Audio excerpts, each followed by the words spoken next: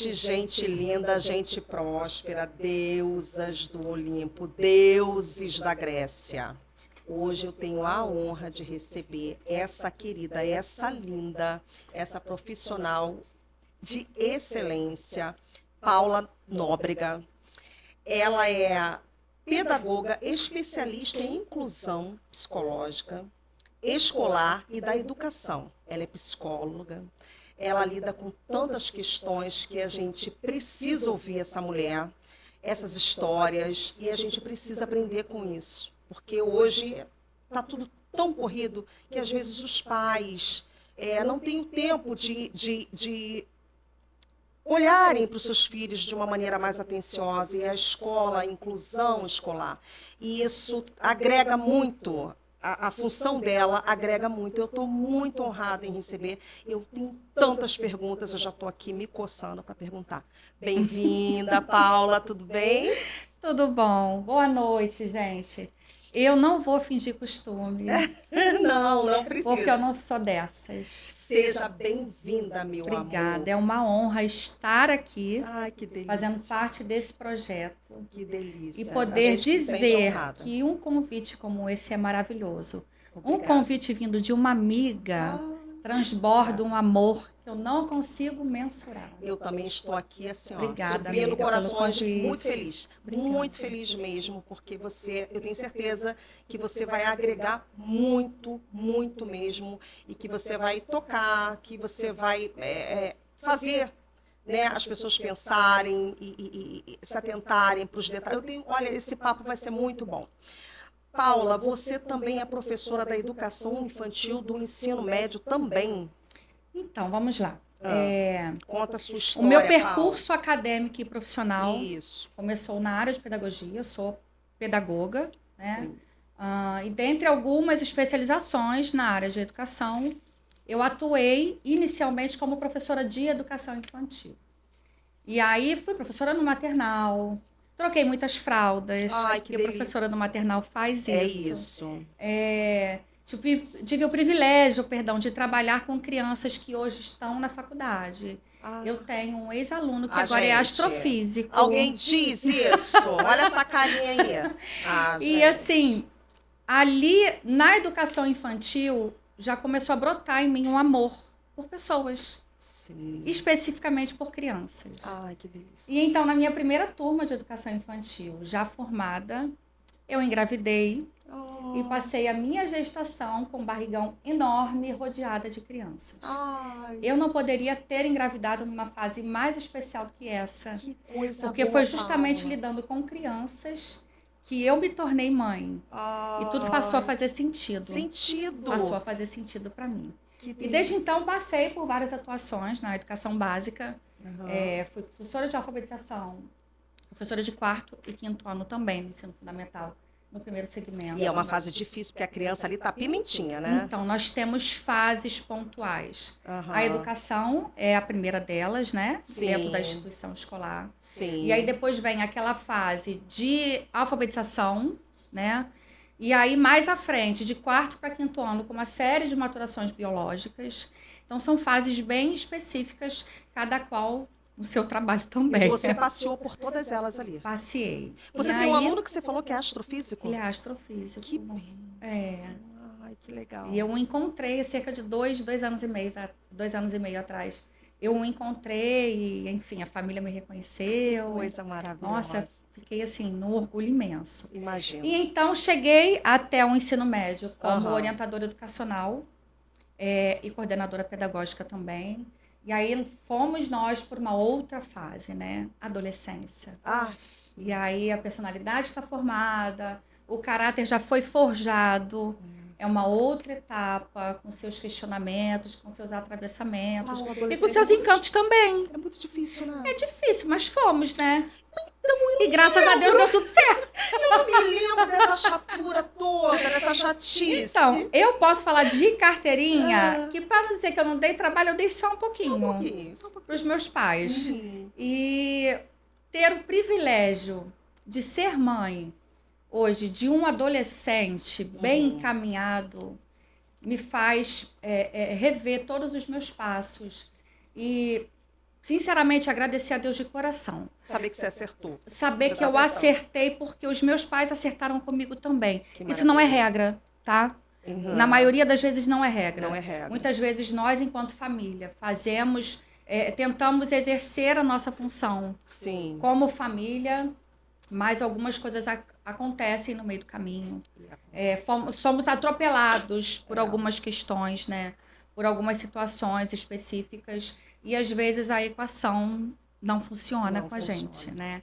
Então, assim, não é porque eu sou educadora, atualmente psicóloga, psicopedagoga, que tudo funcionou. Não é assim que funciona, não. Existe uma máxima, né? Casa de ferreiro, espeto de pau. Isso, amiga, perfeitamente. Então, assim, quando eu mencionei o meu exemplo, foi porque deu muito certo. Eu agradeço a Deus por isso e agradeço aos meus pais também, né?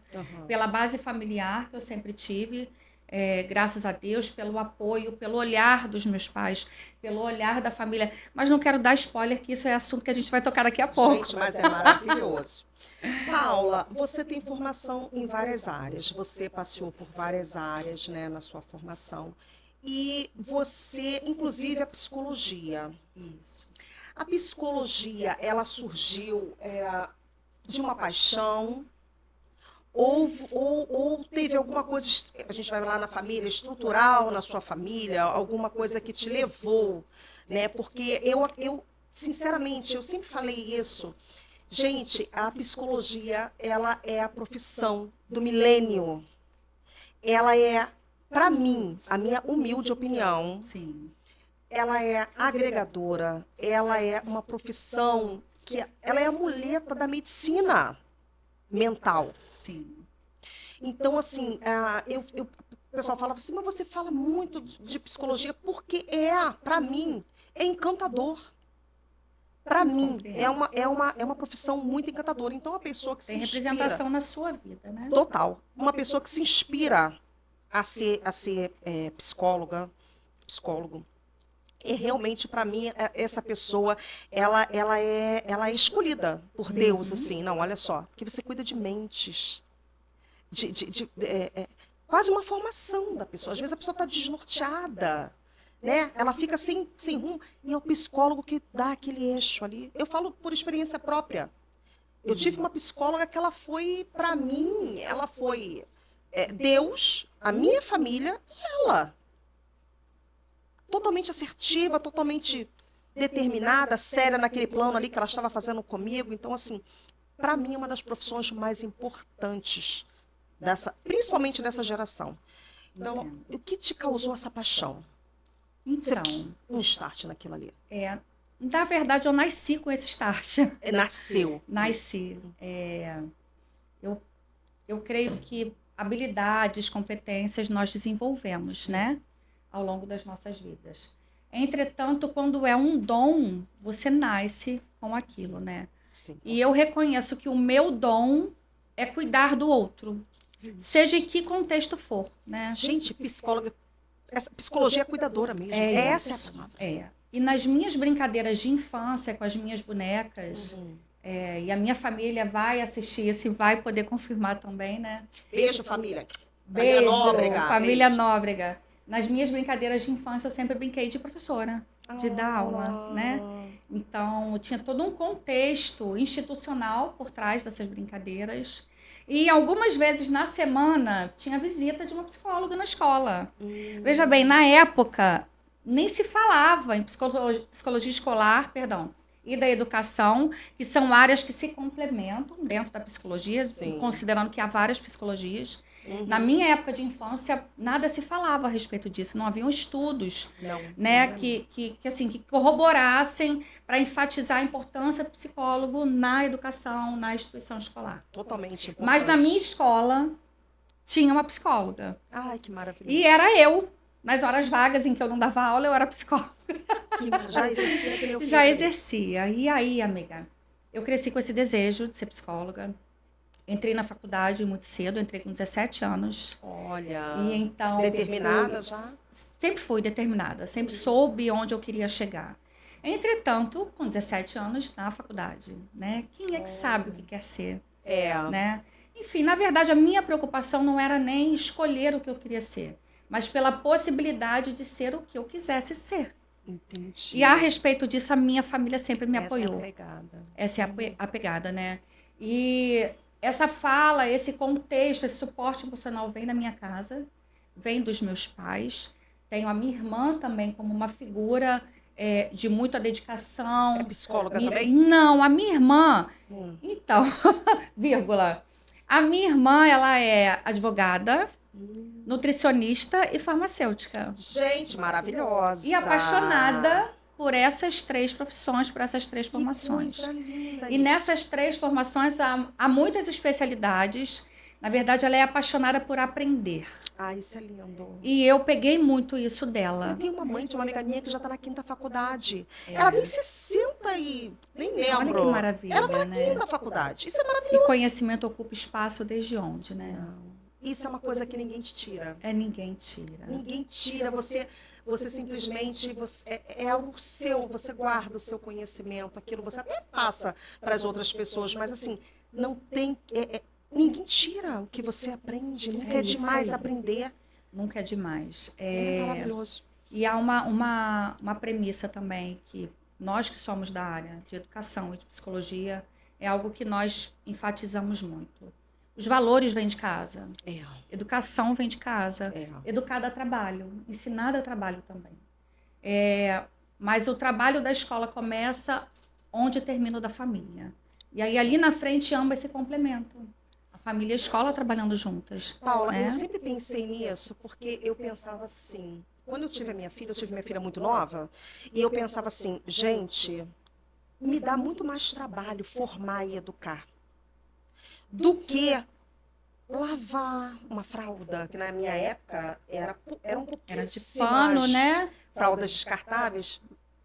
Mas, assim, limpar, educar para mim, era assim, como eu vou formar essa pessoa? E dá trabalho. Dá trabalho. E tem pessoas que têm preguiça. Tem filhos e têm preguiça. E acham que a escola tem essa função. Gente, a escola não tem essa função. A função, a educação tem que vir de casa. Tem que vir de casa. A escola complementa. É isso aí.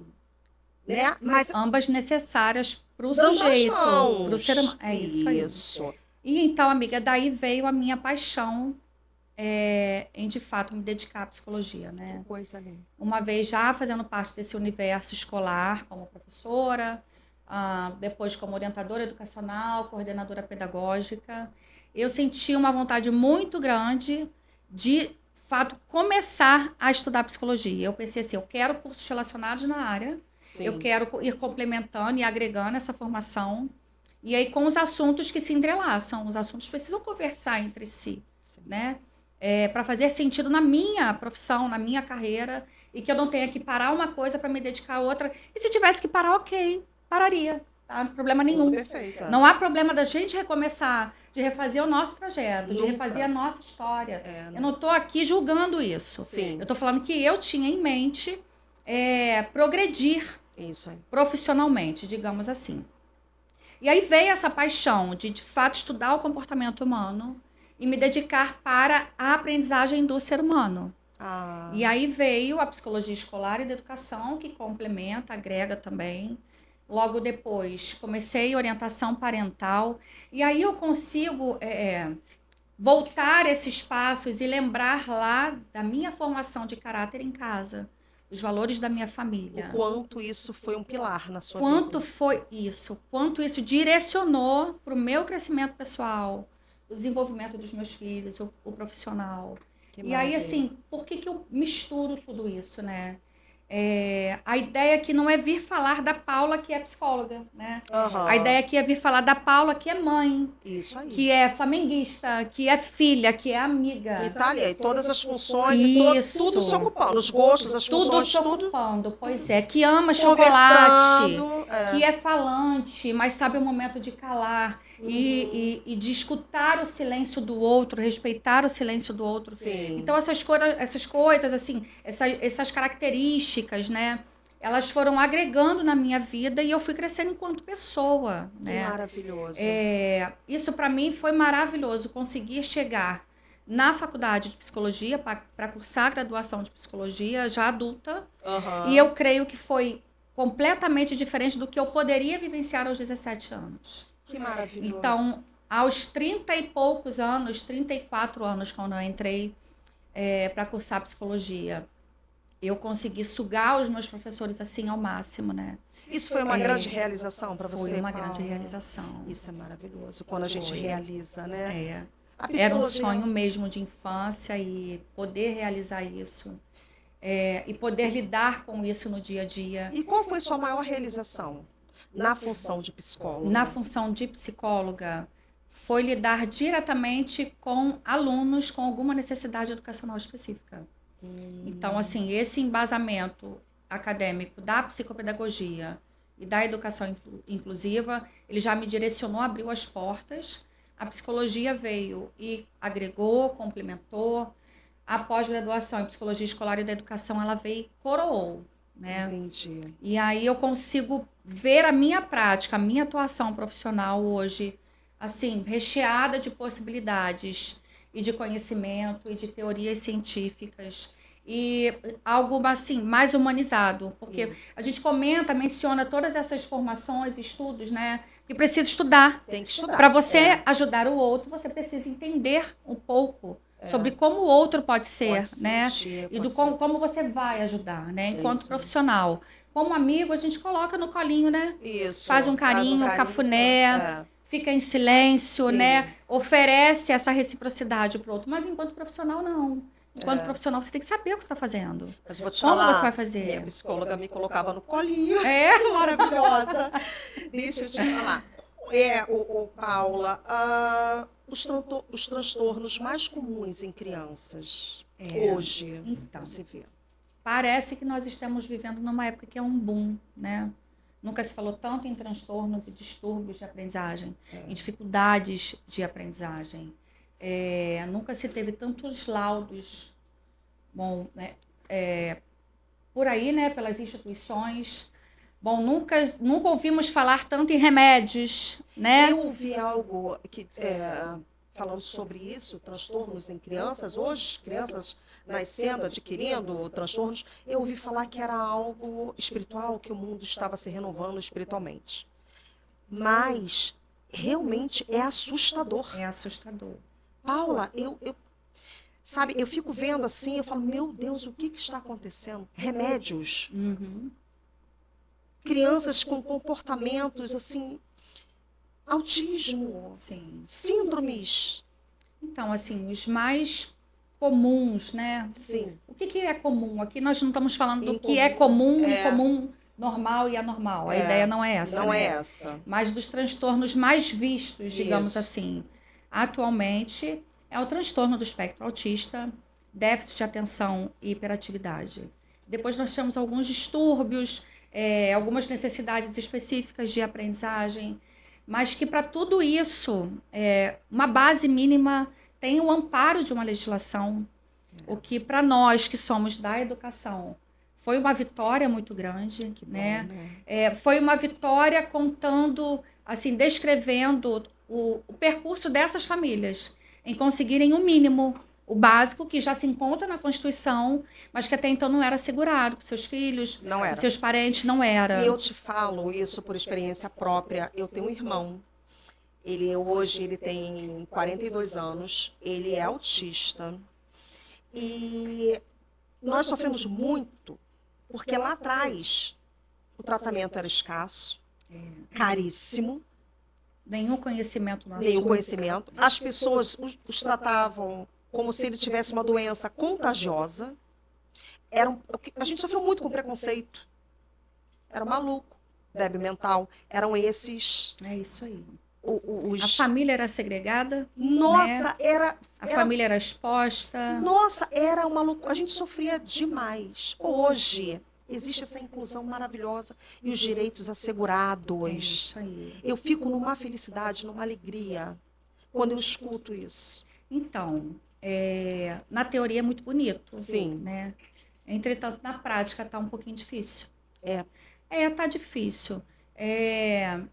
Enquanto profissional da área, me deixa muito triste ver que foi necessário que se repensasse nessa lei, né, considerando a Constituição, né, desde que o mundo é mundo, mas que houvesse uma lei para assegurar que essas crianças, esses sujeitos, esses adolescentes, os adultos, porque eu também trabalho com adultos, para que esses direitos fossem garantidos. Olha que absurdo. Absurdo. Né? Você ter que provar em um determinado local as especificidades desse sujeito, como ele é. Ok, eu compreendo que um laudo é muito importante, porque ele vai direcionar o acompanhamento dessa família, desse sujeito, e por quem vai ofertar. Seja uma equipe multiprofissional, fono, neuro, psicomotricista, musicoterapeuta, psicólogo, essa equipe multiprofissional, seja por uma instituição escolar. Isso norteia o nosso trabalho, né? Certeza. Dá o direcionamento, e isso é muito importante, porque cada sujeito é um sujeito. Ainda que sejam as mesmas especificidades, como, por exemplo, dificuldade de manter concentração, o foco. Irritabilidade, a criança que grita, ela só sabe se expressar gritando. Então, amiga, o corpo somatiza, né? O corpo dá sinais. Sim. E aí, ele vai reagir ao que a criança está por dentro. Né? É muito complexo até nós falarmos sobre essas manifestações do corpo, né? E como nós expressamos essas manifestações, justamente porque cada pessoa é uma pessoa específica. Entendi. Né? Ela está ali acometida dos seus atravessamentos, das suas dores, dos seus questionamentos. Mas aí, pensando na situação de uma criança quando grita, uma criança quando se expressa com o corpo de uma forma violenta ao outro, né, em relação ao outro, ela está querendo falar alguma coisa há muito tempo. E ela não está conseguindo ser compreendida. Nem sempre é uma questão de uma síndrome. Não, então. Nem sempre o mau comportamento e o mau desempenho acarreta numa síndrome e um transtorno, né? É isso que eu queria, nesse ponto. Então, vamos lá. Eu converso muito com as mães, eu trabalho em uma instituição, escola privada, e trabalho fazendo atendimento em consultório particular e presto assessoria para algumas escolas também, né? Sim. E aí parece que todo mau comportamento deriva de um transtorno, de um distúrbio, de alguma condição, de alguma especificidade. Parece que, às vezes, para todo comportamento disruptivo, inadequado, isso demandaria um laudo. Falando o português claro, aquela criança que não aceita o não. Então, porque como é a história dessa família? Né? Isso. E aí, o que essa família tem em casa para essa criança não aceitar o não, né? Sendo bem redundante. Eu acho que ele precisa de um remédio, eu acho que essa menina precisa de um tratamento, ela não é normal. Às vezes você olha e você fala, gente, às vezes é só um não. Às vezes é o limite. Né? Não é o amor, né? Então, o limite é o amor. É isso. É muito difícil tentar conscientizar as famílias de que o não é um ato de amor. Isso. O não, ele carrega um pacotinho de sentimentos, né? Isso. Quando eu digo não para o meu filho no momento necessário, eu estou dizendo para ele que eu o amo, que ele é importante para mim, que eu cuido dele e que eu não vou admitir que nada de ruim aconteça a ele para que ele dê um sorriso, para que ele me veja como a melhor mãe do mundo, né? Nós também precisamos aprender a dizer não, porque na escola nós também dizemos não, apesar das famílias não gostarem. É isso, esse ponto. Aí vai na escola, a professora tenta impor um limite. Não, olha, você não pode. A criança não aceita e a mãe vai lá tentar corrigir. Não corrige em casa. Não estou falando, não estou generalizando, gente. Minha filha também é professora e ela passou por essas questões. Os pais, eles não corrigem em casa, não dão um limite, não dizem não. Eles acham que isso é uma superproteção. Sim. Aí a criança vai para a escola, a professora tenta dar esse limite, a escola tenta dar esse limite, uma disciplina. Tudo na vida é disciplina, né, Paula? A escola tenta dar, a professora tenta dar. O aluno não obedece, cria uma questão e os pais no dia seguinte estão lá. Por que fizeram isso com meu filho? Não. Então, vamos não lá. Não em casa. Isso é só a ponta. Veja bem, isso é só a ponta do iceberg. Né? Se nós voltarmos um pouquinho, falando da história dos nossos familiares, né? Como era visto o professor antigamente? Era um ser sagrado. Para mim ainda continua. Né? Então, para as nossas famílias, antigamente, era visto como um ser sagrado. Né? Era o sonho de toda Naquela menina. época, então, era o sonho de toda menina. As escolas que ofereciam uma formação de magistério eram muito bem conceituadas, né? Muito bem faladas, muito bem vistas na sociedade. A escola tinha esse papel importante na formação do sujeito. E aí, as nossas famílias, por diversas vezes, conseguiam dar um suporte maior, né? Eis, então, que essas famílias foram reformuladas, né? Nas suas diversas configurações familiares, em seus diversos contextos. Hoje em dia, as pessoas precisam trabalhar, e aí saiu o pai de casa para trabalhar, saiu a mãe de casa para trabalhar, independente de ser remoto, de ser presencial, o que for, né? Nós estamos falando aqui da movimentação da sociedade atualmente. Nós precisamos sair para trabalhar. E os nossos filhos, muitas vezes, ficam em algum colégio integral, ou nós pedimos a ajuda de alguém da família, ou nós atribuímos, terceirizamos, né, para uma outra pessoa. E educar dá trabalho, né? E aí, quando eu chego em casa à noite do trabalho cansada, muitas vezes, eu vou mencionar isso, não é como julgamento não, amiga. Eu tenho certeza eu sou passível disso também. Todos nós, eu tenho certeza. No meu nível de cansaço altíssimo, com tantas atividades ainda em casa, tantas atribuições para fazer. Porque o trabalho da mulher não para. O trabalho da mulher não para. O homem chega em casa, raros são os homens que chegam e dão aquele suporte. Geralmente, não. Então, a mulher chega em casa, do trabalho, vai cuidar da comida, de uma roupa, o trabalho continua. E, além de tudo, ela tem que cuidar da formação e educação dos seus filhos. O trabalho não tem fim. E eu acredito até que, assim, atualmente, esse suporte por parte do parceiro, da parceira, né? Seja em que configuração for, eu acredito que está sendo mais desmistificado, né? Porque as pessoas agora conseguem compreender que sozinhas não dá. Fica muito difícil, né? Enfim, e assim, quanto mais se trabalha, menos tempo dentro de casa. E a criança quer atenção, né? A infância demanda atenção, a criança quer ser vista. A criança quer contar como é que foi na escola. A criança gosta de assistir um desenho, um dorama, seja lá o que for. A criança gosta de compartilhar aquilo que é significativo para ela com uma pessoa de confiança, que no caso é a família. É a família. Né? E aí, quando você precisa fazer esse tipo de mediação para intervir em algo que esteja errado, para a criança é muito desconfortável, do tipo, pô, minha mãe passa o dia inteiro fora de casa. Quando chega em casa, já vem me dando bronca. Já vem chamando atenção. E aí, como é que você lida com isso? Né? É justamente dentro daquele discurso. Não, mas espera aí. Eu te amo, por isso eu cuido, por isso eu corrijo. É isso aí. Porque eu não posso permitir que você passe por tal situação, ou que você exponha tal pessoa a essa situação. Assim, educar dá trabalho. Demais. E o filho que ele não é educado, ele não está preparado para o mundo lá fora. Porque uma empresa vai dizer não.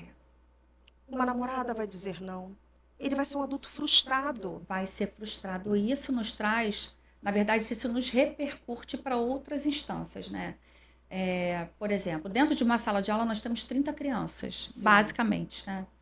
Nessas 30 crianças são 30 famílias diferentes.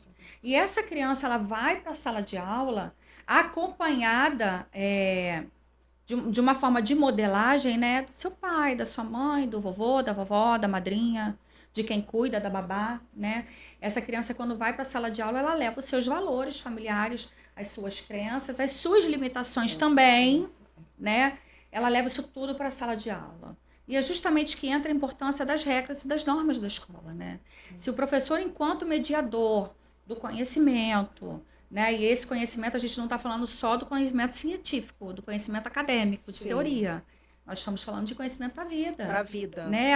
A escola é a segunda instituição na vida do ser humano.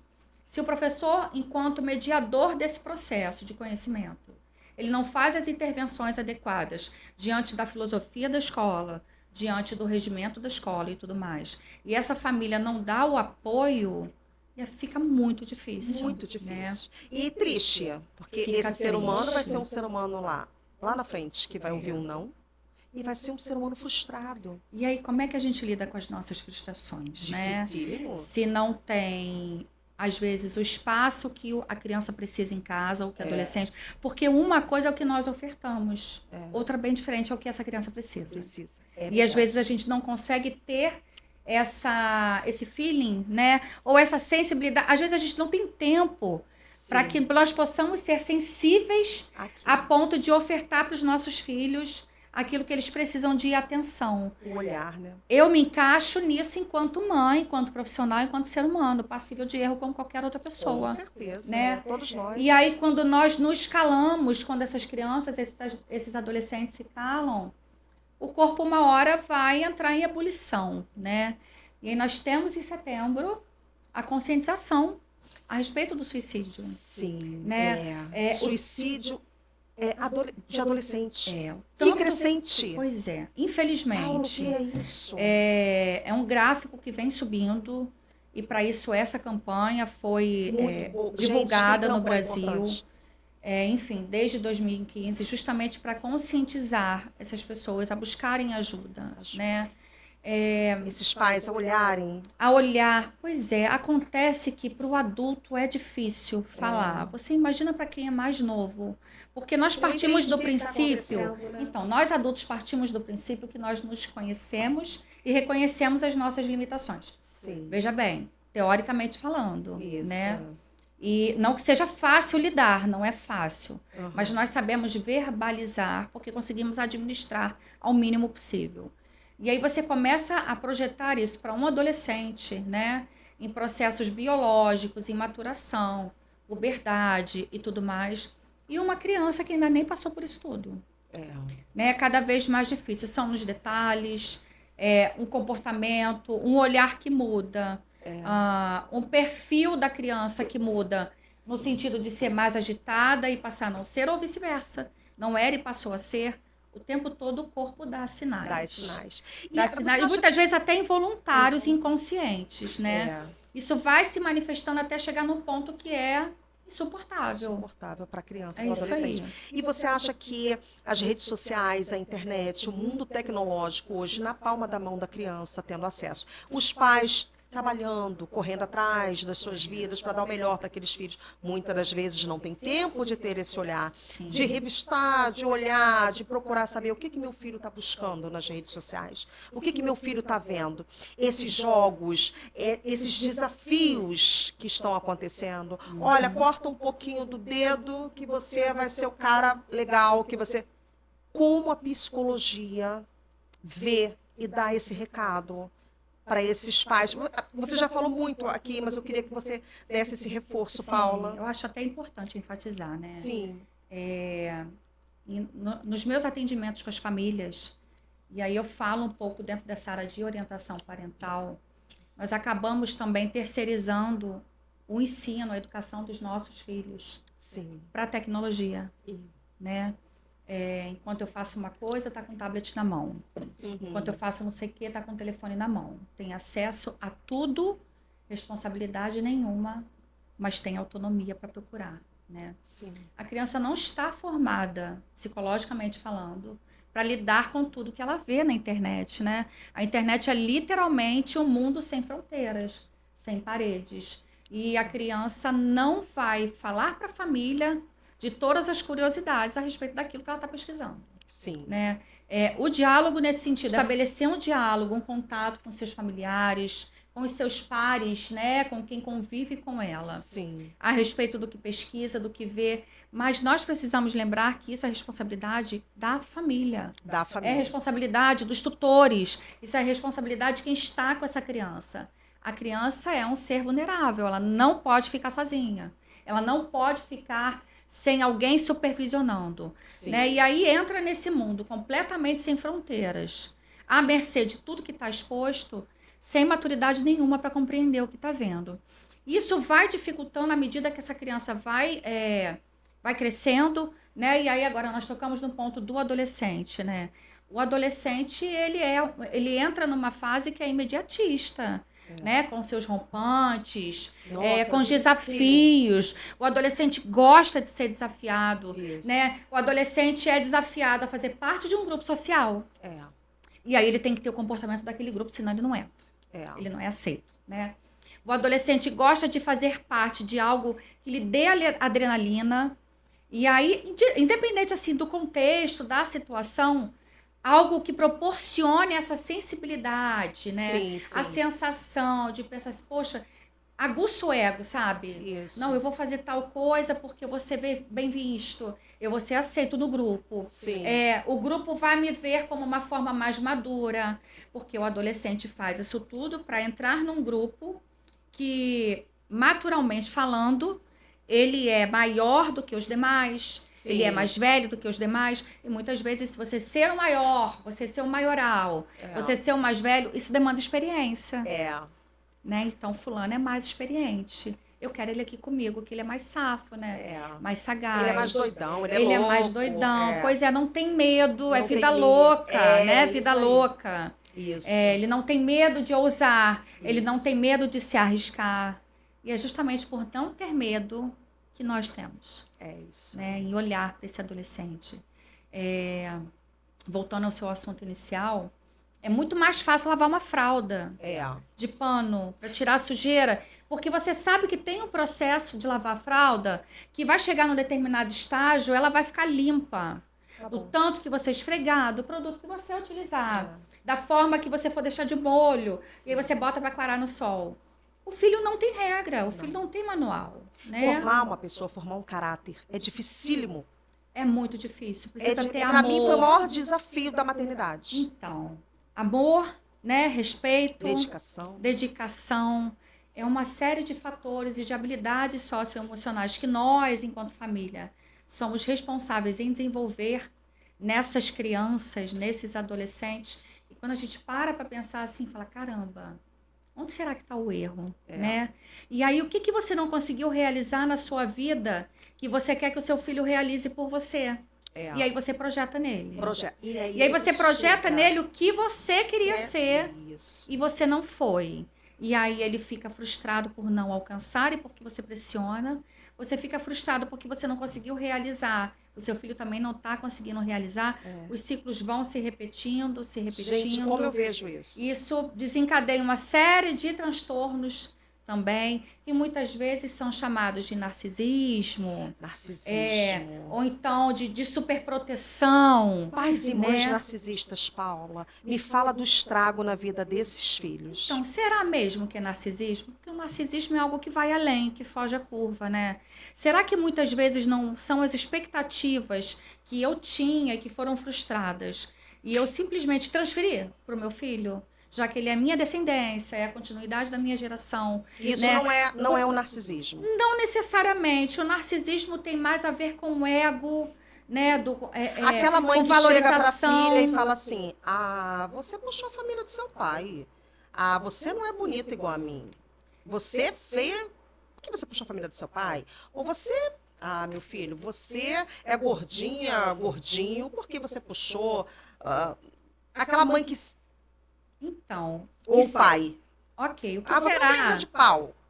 Eu jogava muita bola, você... Não vale, não presta, né? E aí? Isso não é, Paula? Eu não creio, assim, é muito... Seu olhar clínico não é? Não, assim, é muito raso, é um discurso muito raso para eu buscar algum fundamento, né? Entendi. E aqui, uma vez que o nosso papo, ele permeia pela situação da aprendizagem, do crescimento, do acompanhamento das famílias para essas crianças, pela educação, pelos valores, uma família que tem isso bem estruturado, veja bem, eu não disse perfeito, eu disse bem estruturado, que é o mínimo que nós, enquanto famílias, temos que ofertar para os nossos filhos. Um comportamento, por si só, ele não resulta em um transtorno. Entendi. Não resulta em uma patologia. Entendi. Né? Precisa analisar mais a fundo a história de vida, né, dessa família, desse tutor, a raiz daquele contexto, né? Mas ele não entraria propriamente nesse nosso assunto. Mas há algumas características, como, por exemplo, você tem um ego tão inflado que você não consegue olhar para o outro. Entendi. Né? Porque você era muito boa em tudo, né? Você era muito boa no futebol, mas o fulano de tal, ou o seu pai é um perna de pau. E aí, porque você não joga tão bem futebol, mas, sei lá, se você tem outras habilidades ou não, você é um zero à esquerda também, né? E aí, isso me faz pensar, Samantha, algo muito além, né?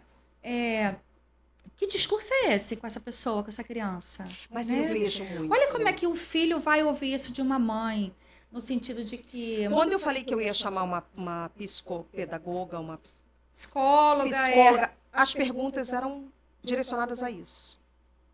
Olha, eu tive um pai e uma mãe narcisistas que influenciaram na minha falta de eu não tenho autoestima, eu não tenho, porque aquele pai, aquela mãe, o tempo inteiro, na minha infância, na minha adolescência, falavam que eu não ia, que eu não sou, que eu não iria ser, ou que eu sou isso, ou que eu sou aquilo. Praticamente um bullying, né? Bem colocado. E isso a pessoa, olha, hoje eu sofro desses transtornos. Pergunta sobre isso. Olha o corpo somatizando, né? Somatizando. De novo, né? Então, é por isso que eu te falo assim, porque eu li muito sobre isso, aí eu vi que a minha mãe e o meu pai eram narcisistas. Então. Me culpavam pelas suas frustrações, projetavam em mim. Olha o ciclo aí, né? Aquilo, novamente, como é que dá voltas e vem para o mesmo lugar, e lá na frente faz mais um looping. É algo triste, mais né, profundo. Paula? É muito triste, Paula. Eu acho isso... Gente, a família, a gente tem que se lembrar, porque eu costumo dizer, eu sou até repetitiva com isso, a nossa infância é o terreno que a gente sempre volta a pisar. Né? Então, assim, você imagina você voltando a pisar na sua infância e você tendo falas traumáticas e que te fazem ser um ser humano adulto inseguro. Sim. Porque lá atrás te chacoalharam para isso. Né? Apontaram as suas... Plantaram, não apontaram. Plantaram as suas inseguranças hoje. Sim. Naquela criança lá atrás. De tanto que isso te atravessou, e né? Como é que você... No crescimento. E como é que você tira essa criança lá de trás? Como é que você faz aflorar um adulto? Então, olha que dificuldade. Terapia, né? Não, a terapia é vida. Terapia, eu falo, nesse sentido, é fundamental. E aí, o que acontece? Você só consegue falar do que te causa dor quando você se conhece, né? E aí, quando você não se conhece, você vai mascarando aquela dor. Sim. Você vai fingindo que aquilo não existe, que não está doendo, que não está latente dentro de você. E ainda assim, isso vai criando uma série de prejuízos, tá? Prejuízo no relacionamento em família, no relacionamento com o outro. Prejuízos no trabalho, prejuízos no seu meio social. Porque chega um momento que... Assim, é muito complicado eu falar de alguma característica para não soar que eu estou julgando, mas eu posso dar um exemplo. Sim. Quando fala assim, fulano de tal é tão difícil de lidar. Por que será que fulano de tal é difícil de lidar, né? Será que é difícil de lidar aquela pessoa que não tem empatia? Aquela pessoa que não ouve o outro, aquela pessoa que não tem paciência com o outro. Às vezes eu penso que difícil lidar é aquela pessoa que ninguém quer aturar. É isso. Né? E aquilo foi atravessando essa pessoa de difícil lidar, aquilo foi construindo um mal tão grande na vida dela, que às vezes ela já não consegue voltar atrás sozinha. Não, uma ferida. Parece um caminho sem volta. É uma ferida. Cada um lida com as suas feridas de uma forma diferente. Sim. E nós precisamos respeitar isso, né? Respeitar o jeito do outro ser, o jeito do outro falar. E assim... se você não pode ajudar, ou se essa pessoa não quer ajuda, porque às vezes a pessoa não quer ajuda e aquilo tá bom para ela. Tá tudo bem. Ser da forma como é. E aí o nosso olhar vai acabar julgando, né? Então, assim, eu não posso te medir com a minha régua. A minha régua cabe para mim, na minha história de vida. Mas e aí você, com a sua régua, você tá bem? Né? Você tá bem, assim, você se sente segura o suficiente para cuidar do seu filho, né? Sim. Porque assim, a gente só pode cuidar do outro quando nós estamos bem. Né? E aí, uma vez que nós estamos falando de família, de criação, de filhos e tudo mais, nós mães, pais, responsáveis, tutores, se nós não estamos bem conosco, como é que a gente vai cuidar do outro, né? O que vai soltar, o que vai sobrar, perdão? O que sobra em mim para eu poder doar para o outro? Sim. Sobra dor em mim? Sim. Eu vou doar dor para o outro, né? Cada um oferece aquilo que tem. Seja de melhor ou de pior. Mas cada um oferece aquilo que tem, né? Agora, Paula, você já teve casos assim de você pegar uma família e você vê aquela criança ali gritando por dentro e você olhar assim para aqueles pais e falar assim, gente, são eles que precisam de tratamento? Já. Assim, um dos a maiores... criança está tudo bem com a criança. Um dos maiores desafios atualmente na minha área, enquanto psicóloga e orientadora parental, é lidar com as famílias. Veja bem, eu não disse que é difícil, eu disse que é um desafio, né? E aí eu estou lidando com duas pessoas distintas, né? Sejam do mesmo gênero ou de gêneros diferentes. Isso alcança também uma complexidade muito maior, né? Sim. Porque homens e mulheres compreendem de forma diferente, isso biologicamente falando, né?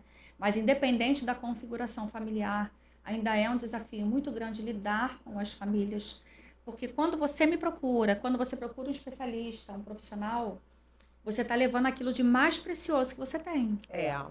Que é o seu filho, a sua filha, alguém que está sobre a sua guarda e sob a sua responsabilidade. E quando eu preciso falar algo, né, depois de escutar essa família, de alguns encontros, de algumas conversas, eu acho que uma coisa também que cabe ressaltar. Sim. Nós, psicólogos, não somos mágicos. Nós não somos adivinhas. Eu acho que às vezes também as pessoas confundem vocês com... Não somos assim. Não é essa leitura de comportamento. Não é uma leitura de comportamento por si só. Juízes. Né? Não somos. Juízes de DRs. Não somos adivinhadores. Não, gente. Nós não ficamos aqui adivinhando o que se passa na sua cabeça. Não é sobre isso que nós estamos falando. Né? Mas assim, quando depois de um tempo, de alguns encontros, e cada situação demanda um contrato terapêutico diferente, e aí nós vamos sentar e conversar. Quando eu vou falar do seu filho, para você às vezes pode ser muito incômodo ouvir, sim, né? Porque nós queremos que os nossos filhos sejam perfeitos, né? Nós queremos que eles consigam gozar plenamente das suas faculdades mentais. Assimilar uma questão com o filho. Sim, mexe numa ferida lá mexe dentro. Na ferida, mexe no ego de mãe, porque nós conseguimos colocar de lado o que é nosso. Isso. E o que é nosso às vezes fica até esquecido. Mas o do filho não, né? Falou daquilo que nasceu da gente, que tem uma parte da gente. Isso é muito difícil. Quando nós não estamos conseguindo lidar com isso, quando o erro vem do nosso comportamento para com o nosso filho, sim, fica mais difícil ainda essa aceitação. Sim, né? É assim. E aí, às vezes, nesse feedback, quando eu dou para a família, e eu falo, olha, essa criança, esse sujeito precisa de espaço. Essa criança, esse sujeito precisa de responsabilidade, mas com autonomia. Das coisas mais simples. Seja ir ao banheiro, fazer sua higiene, né? Seja escovar o dente, amarrar o sapato, arrumar a mochila para a aula do dia seguinte. Sobre o fato de não entregar um trabalho e sofrer a consequência disso, porque há consequências para a vida. Tem. Ele vai lidar com consequências a vida inteira. Para a vida. E aí, quando eu digo, quando eu tenho esse tipo de discurso, essa minha fala traz incômodo para a família, compreendendo que, ok, tá tudo bem com meu filho, né? Não há questionamento nenhum. Mas pode haver outra coisa pior. Eu sou falha. Eu tô errando como mãe, eu tô errando como pai. Isso, como fica, né? É muito difícil. É muito difícil, gente. É muito complicado.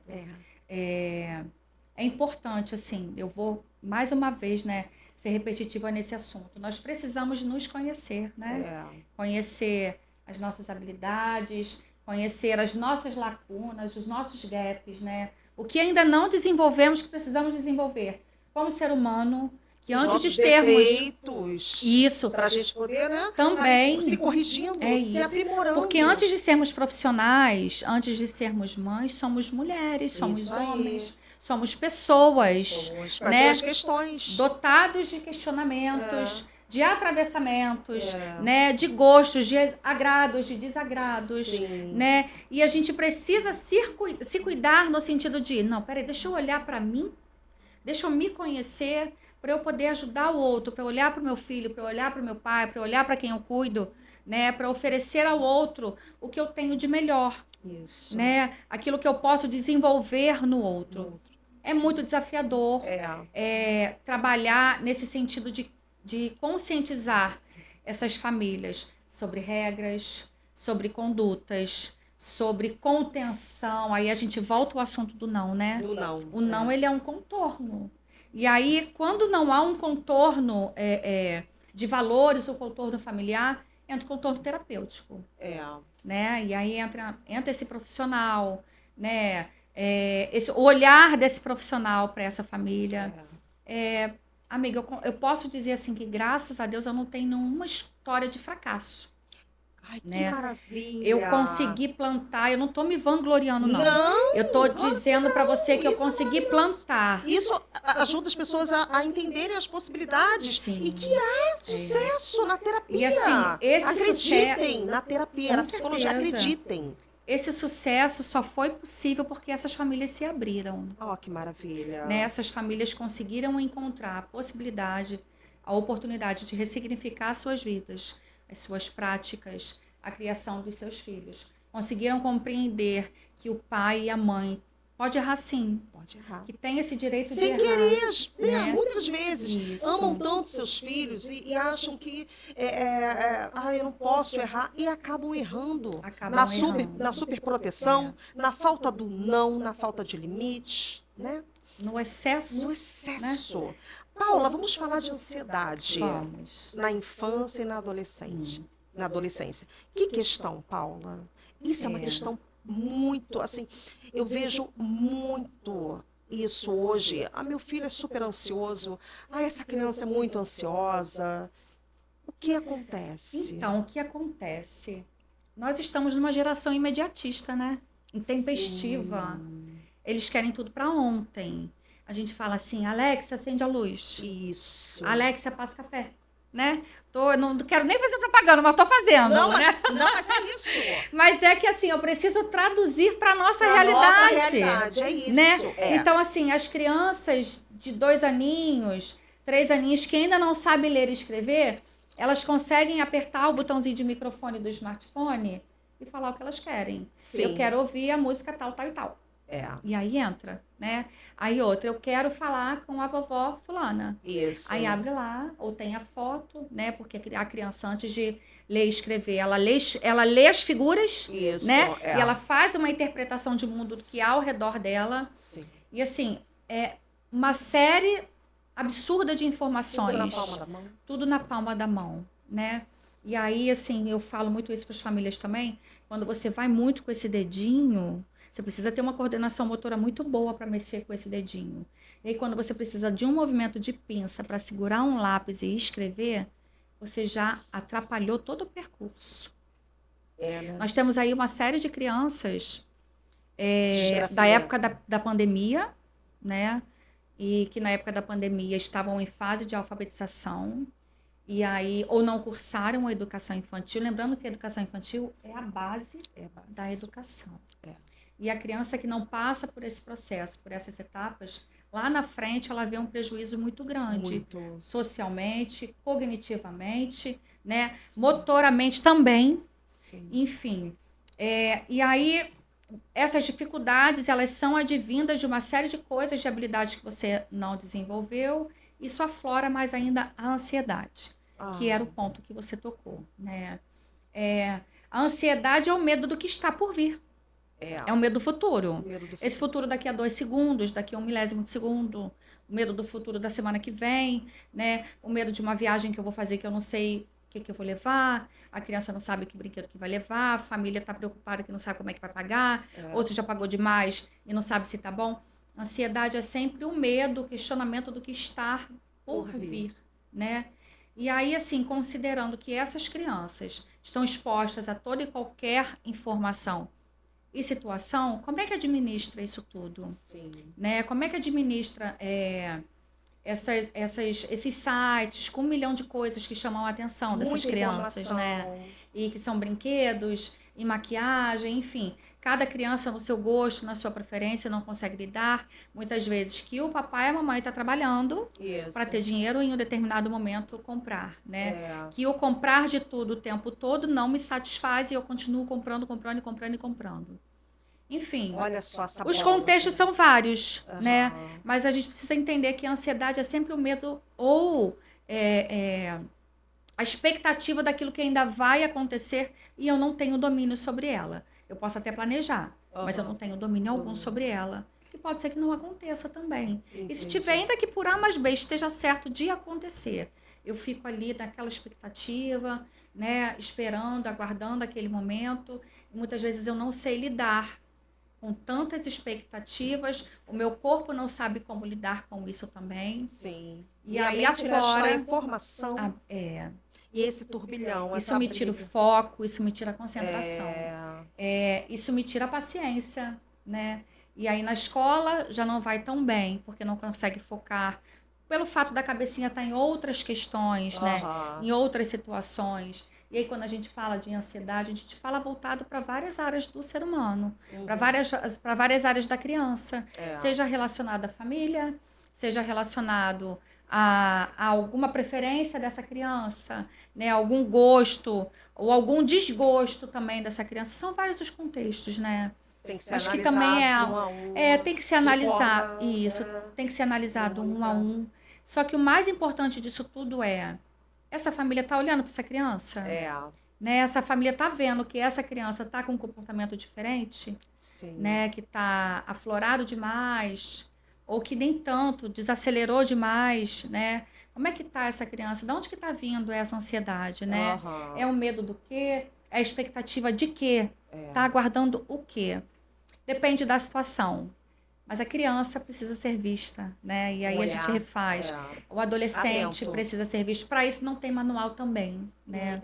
A criança precisa de um adulto para cuidar. O adolescente precisa de um adulto para vigiar, para passar os olhos, né? Até mesmo para garantir a segurança, né? Aquele adolescente compreender que ele é acompanhado, que ele tem alguém que olha para ele, que está ali por ele também. Sim, com certeza. Paula, a psicologia e o esporte são os melhores amigos? Eles são amicíssimos. Ai, adoro. Ótimo ponto, amiga. Nós vamos colocar aqui a psicologia como uma aliada da saúde mental e da saúde física, né? Nossa. E aí o esporte vem corroborar para isso também, né? Gente, tem 1 milhão de motivos de por que praticar um esporte. Vamos pesquisar sobre endorfina, hashtag endorfina. O que ela faz com a nossa mente? Maravilhoso. O que ela faz com os nossos neurônios, né? O tanto de significado que ela traz para a nossa vida. Todas as vezes que você supera os seus próprios obstáculos, né? O quanto isso causa de benefício para a nossa mente. O esporte e a psicologia tem que andar assim, olha. De mãozinha crudada, sabe? Igual namorados. Melhores amigos. A psicologia é amiga de todo mundo, né? É amiga de todo mundo. Mas ainda é mal vista. Tá? Gente, pelo amor de Deus. Eu vou falar por experiência própria. Gente, terapia é maravilhoso. É libertador. Eu falei isso num outro podcast. E falo aqui novamente. É libertador. É agregador. É cura. É cura. É cura porque o outro quer alcançar esse estágio, né? Gente, pelo amor de Deus. Não porque nós vamos para a gente não promete cura para ninguém. Não. Nunca foi prometido. Mas né? Vocês dão assim, olha, a muleta. Nós vamos andar. E caminhamos juntos. E daqui a pouco a gente está correndo. É. A psicologia, eu acho que é algo tão divino. É uma profissão, assim, eu costumo dizer que eu amo a profissão de professor. Eu amo a profissão. Psicólogo, a psicóloga, essa profissão, a psicologia, ela é ampla. Ela é algo assim, eu falo que é espiritual. E eu falo isso para as pessoas. Olha, eu tenho um caso de um grande amigo que estava passando por um problema gravíssimo. E ele falava assim para mim, eu tô passando mal, tô tendo crises. E eu falava assim para ele, procura terapia, procura um psicólogo, procura, isso é vida. Busca ajuda, né? O que você falava, alguma coisa de maluco. Olha isso. Não tem nada de... Gente, é um questionamento cruel, né? Cruel, mas desrespeitoso. Eu ouvi isso. Eu não tô maluco. Psicólogo é coisa de maluco. Aí eu falei, não, você tá maluco sim. Você tá maluco com falta de conhecimento? Pelo amor de Deus, abre essa mente. A falta de conhecimento, né? Olha as barreiras que aparecem, que surgem na nossa frente. Gente, e de tanto que eu falei, procurou. Sabe, agradeceu muito. Nossa, eu falei, gente, é libertador. Se todo mundo, mesmo que você não tenha uma questão na vida, vá para conversar. Vai para conversar. Conversa. Vá ao psicólogo. O psicólogo é vida, gente. É vida. E eu não estou falando isso porque eu estou na presença de uma psicóloga, não. Eu falo isso para todo mundo que eu conheço. Eu tô assim, eu tô me sentindo gordinha. Vai no psicólogo primeiro, depois vai na Nutri. Depois vai no... Vai se conhecer. Sim, é o profissional que cuida dessa parte comportamental, né? Vai se conhecer. É o profissional preparado para lidar com esses questionamentos, com esses atravessamentos, cada qual na sua linha, né? Seja ela para qual abordagem psicológica for, mas é a pessoa preparada para cuidar da saúde mental. Óbvio que, assim... Esse mundo está muito louco, todo o entorno, né? A presença de outros profissionais, se for o caso, né? Claro. Do neuro, do psiquiatra, seja qual demanda for, só agrega valor né? Para o tratamento daquele sujeito. Mas a presença do psicólogo, ela é fundamental nesse processo terapêutico. Total. Né? E aí nós precisamos compreender o seguinte,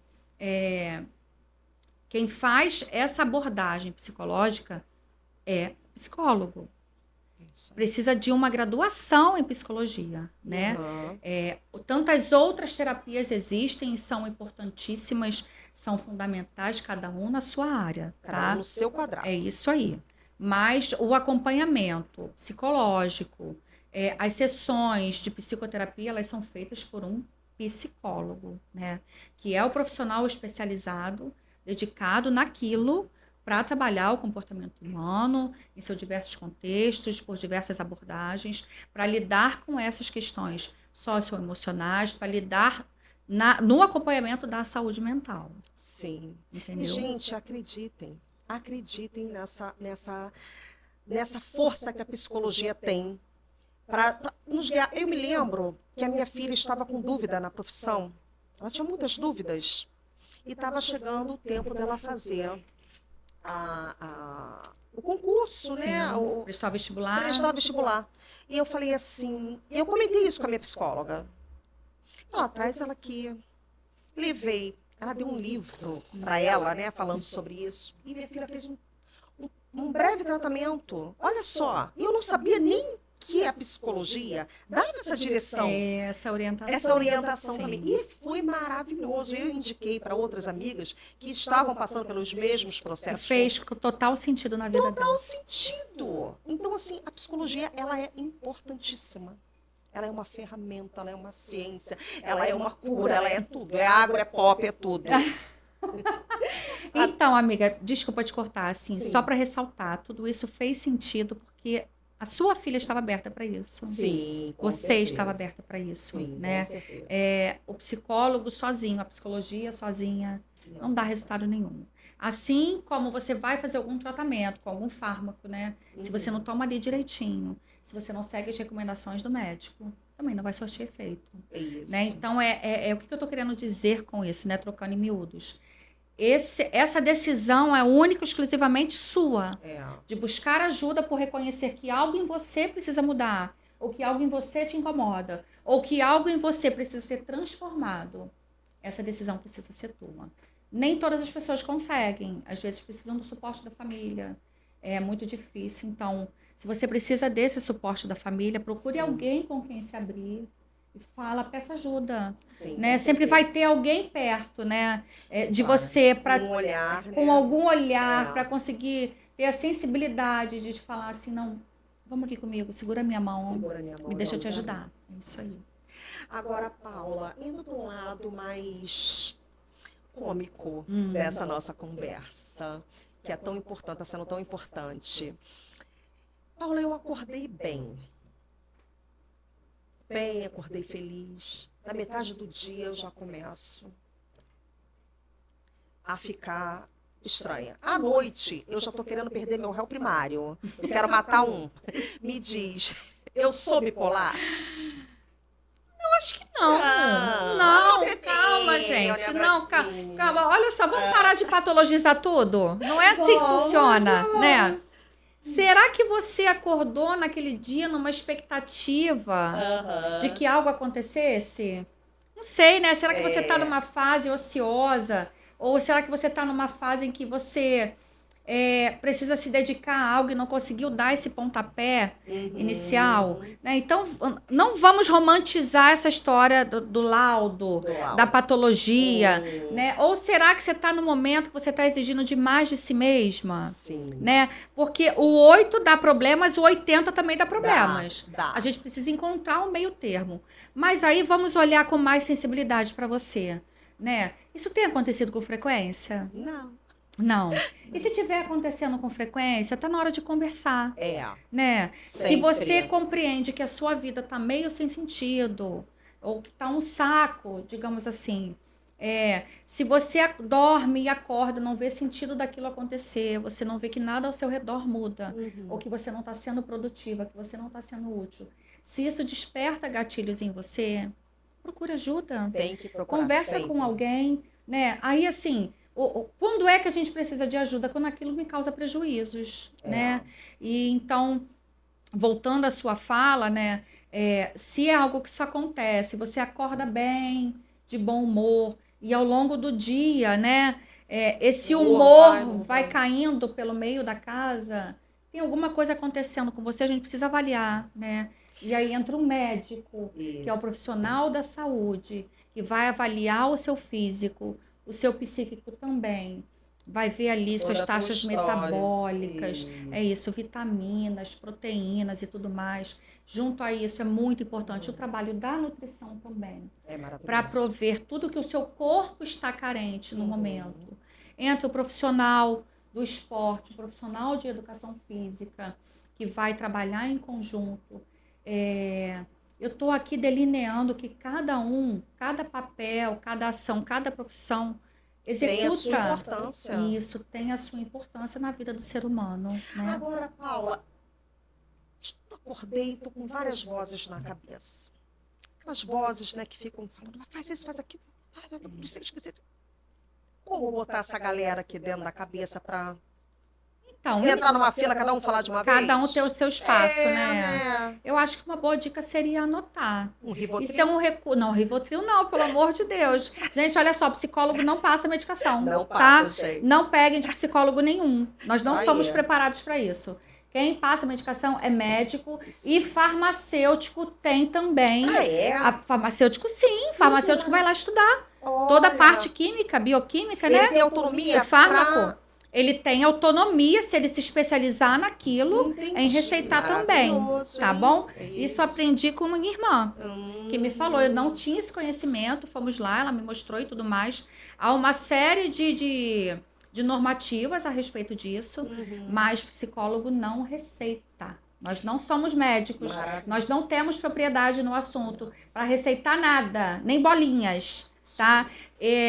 Eu com as minhas amigas nós temos a nossa receita de alegria e de felicidade, mas com as pessoas as quais eu acompanho, isso não. E assim, para finalizar essa fala, como eu trabalho muito com crianças e adolescentes que têm dificuldade em organizar os seus pensamentos e tudo mais, o que nós fazemos é o uso de post-its para deixar na geladeira, para deixar na porta do armário. Nós colocamos juntos esses pensamentos em ordem, em prioridade. O adulto também pode fazer isso. Com certeza, é muito benéfico. É uma das estratégias, né, para lidar com essa dificuldade ou com a falta de foco, com a falta de atenção. Porque isso vai gerando um desgaste emocional, você querer fazer 1 milhão de coisas ao mesmo tempo e não conseguir fazer nenhuma. Isso é muito do TDAH, né, Paula? É muito do TDAH, sim. E é muito também de uma pessoa que não consegue ter uma vida organizada. Independente de ter algum transtorno, alguma patologia ou não, né? Aquela pessoa que vai fazendo por demanda, né? No estilo deixa a vida me levar e tudo mais. Tem pessoas que lidam muito bem, tá? E tem pessoas que não lidam muito bem. Isso resulta num estresse, num prejuízo muito grande na vida. Agora, Paula, acende um cigarro, abre um vinho, coloca um sertanejo, uma Marília Mendonça, uma Alcione. Nesse lindo momento, meu rímel escorre, as lágrimas vêm. Isso é uma síndrome da autopiedade, ou uma síndrome qualquer, ou eu tô arrastando o chifre no barranco mesmo? E tô querendo culpabilizar aqui. Eu acho que esse é o momento onde você está mais exposta para essas emoções aflorarem, né? E aí, se esse vinho tem significado na sua vida, se esse sertanejo ocupa algum espaço na sua história de vida, né, no seu contexto familiar, eu acho que essas memórias ficarão assim mais latentes. E então, essa alegria ou toda essa emoção transborda pelos olhos. Ou pode ser que, dependendo do modão e do seu contexto de vida atual... Gente, se for um chifre, amiga, sai fora, né? Vamos dar um start aí, ó, amiga, mete o pé. Amor, mete o pé, né? Joga, arrasta pra cima, pelo amor de Deus. Isso, se cuide, se ame, né? Amor próprio, é tudo, né? Como nós mencionamos aqui, a gente só consegue dar pro outro aquilo que nós temos nas nossas vidas, aquilo que transborda nas nossas vidas. E não há sentimento mais lindo do que amor próprio. Quando você se olha no espelho, você fala assim, nossa, eu sou maravilhosa, eu sou maravilhoso. Façam esse exercício, isso é ótimo. Isso, eu quero, eu posso, eu consigo, eu sou, eu quero, eu Parece sou. Um mantra banal, né? Mas são palavras tão afirmativas, completamente funcional, que aquilo vai entrar na sua vida, vai entrar em algum contexto seu, vai preencher alguma lacuna. E vai te enchendo de empoderamento. Isso. E aí, assim, quais adjetivos você vai usar? Aquilo que for cabível para você, né? Nós temos o hábito de nos elogiarmos, né? Deusa maravilhosa, linda, próspera. São palavras afirmativas, mas assim, num nível de positividade tão absurdo que é muito difícil o nosso dia não ser bom. Depois que você tá ali na frente do espelho, se arrumando, seja que tipo de arrumação for, você fala assim, nossa, eu tô me sentindo maravilhosa. Tão bonita, tão... Deusa. Eu olho e falo, quem é a minha menina? É isso Quem aí. Quem é que vai voltar hoje arrasando para casa, alcançar um monte de gente, vai voltar feliz, porque está no caminho. Isso. Quem é a minha gata, que está namorando, que está feliz, que está se sentindo amada, respeitada? É sobre isso, amiga, né?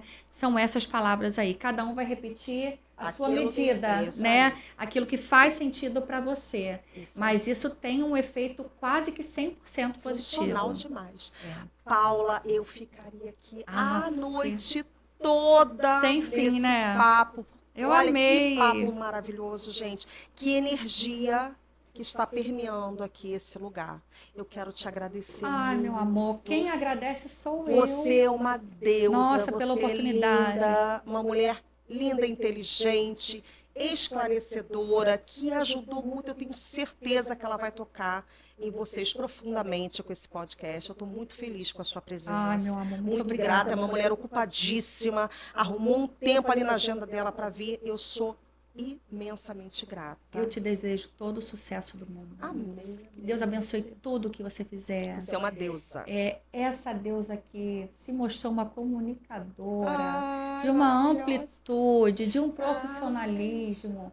E eu, ainda há pouco, antes de começar a gravar, eu estava falando isso para ela. Eu falei assim, amiga, eu sou suspeita porque eu sou amiga, mas eu sou humana, né? Eu falei para ela, você tem algo que transborda, que transcende a qualquer prática, a qualquer ação, que é respeito, empatia e amor. Em tudo que se dedica, tudo que se propõe a fazer, transborda amor e empatia. Muito obrigada. Respeito. São pessoas como Quem você. agradece sou eu, meu amor. Que agregam. Eu estou muito feliz com a sua vinda aqui. Amiga. Deixa o seu arroba. Vou deixar, né? Eu estou montando uma página. Sim. Até então era como psicopedagoga. Eu parei um pouco para reformular essa página. agora como psicóloga escolar e da educação. E óbvio que toda a formação anterior, ela agrega, né? A gente não deixa de lado. Com certeza. E como orientadora parental também, onde eu converso com as famílias, eu tenho um grupo de WhatsApp, onde nós fazemos umas intervenções em grupo, acompanhamento em grupo. Eu acompanho essas crianças no seu percurso acadêmico nas escolas também. Então, seja para qualquer tipo de diversidade, eu trabalho na premissa da diversidade, equidade e inclusão. Muito maravilhoso. Os alunos com transtornos, os alunos com necessidades educativas específicas no geral, eu faço esse acompanhamento e faço todo um trabalho de suporte, de orientação parental com essas famílias também. @NóbregaPsique. Nós vamos colocar lá também. Isso, não, vou colocar lá no YouTube, no Instagram, no TikTok, em todas as redes sociais. Sigam, façam perguntas, conversem. Vai ser muito agregador na vida de vocês, porque essa mulher é um livro aberto, ela é de uma inteligência, dedicação à sua profissão e trabalha por excelência mesmo. Eu amo o que eu faço. Então, é muito importante isso. Então, sigam ela, eu vou colocar o @ dela lá embaixo. Eu queria muito agradecer novamente a sua presença. Te amo. Também te amo. Deus te abençoe. Obrigada Amém. mesmo. Deus abençoe a sua carreira, porque você tem uma carreira iluminadíssima. Obrigada. Que você consiga curar mais e mais. Amém. Porque, muito sucesso, viu? Amém, muito sucesso. E você alcance lugares que você nunca imaginou. Eu tenho certeza de que vai alcançar. Obrigada. Eu quero alcançar o coração de vocês, eu quero alcançar o problema, a questão que vocês têm. Eu espero que hoje, com essa conversa, a gente consiga tocar nesse problema, que vocês consigam esclarecer, agregar na vida, que vocês consigam fazer a mudança, façam essa mudança. Gente, é muito importante. Muito obrigada pela presença, pela companhia. Eu também agradeço. Nos sigam nas redes sociais, Casa de Noca, @Casa de Noca no Instagram. Toquem o sininho, compartilhem, curtam, comentem. No YouTube, no TikTok, é tanta rede social, gente. Sigam, compartilhem. Muito obrigada, gente. @Casa de Noca. @Casa de Noca, essa casa da diversidade, de vários assuntos. Entrem sempre que quiserem. Obrigada, gente. Sejam bem-vindos todos. Um beijo. Querida. Obrigada. Beijo. Tchau, gente. Tchau.